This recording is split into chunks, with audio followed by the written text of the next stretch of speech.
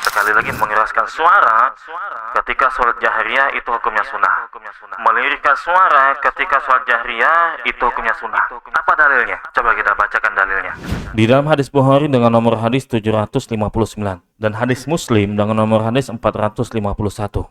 An Abi Qatadah anna Nabiyya sallallahu alaihi wasallam kana yaqra'u fi rak'atain ulayain min az-zuhri wal 'asr bi Fatihatil Kitab was surah wa yusmi'una al-ayata ahyanan wa yaqra'u fi rak'atil ukhrayan bi Fatihatil Kitab. Dan jelaskan juga di hadis yang lain di dalam hadis riwayat Muslim. Ini lebih pas hadisnya dengan nomor hadis 452.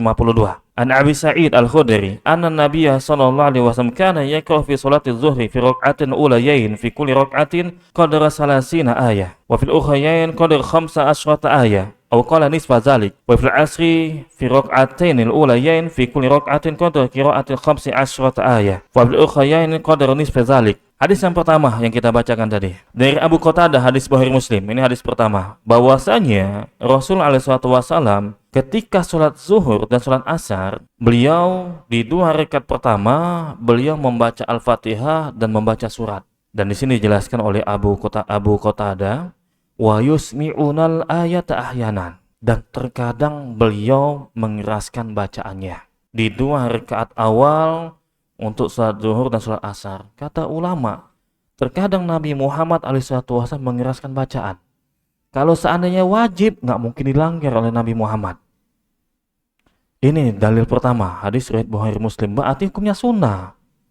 Kalau wajib gimana? Sengaja melanggar wajib, sujud sahwi, sebagian adalah pendapat ulama. Dan di hadis yang lain, dari Abu Sa'id Al-Khudri, riwayat Muslim dengan nomor hadis 452, bahwasanya Rasul SAW ketika sholat zuhur di 2 rakaat pertama beliau membaca Al-Fatihah dan membaca ayat kurang lebih 30 ayat, dan di 2 rakaat akhir, rakaat ketiga dan keempat, beliau membaca ayat kurang lebih 15 ayat atau setengahnya. Begitu juga sholat asar, di 2 rakaat pertama beliau membaca kurang lebih 15 ayat. Gimana sahabat tahu ini 15 ayat, ini 10 ayat misalkan? Maka ada indikasi melalui dalil riwayat Muslim ini Nabi mendengarkannya. Oh, ternyata di 2 rakaat pertama 30 ayat misalkan sholat zuhur.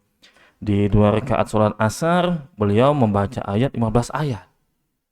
Dari 2 dalil ini ulama menyimpulkan hukumnya itu sunnah.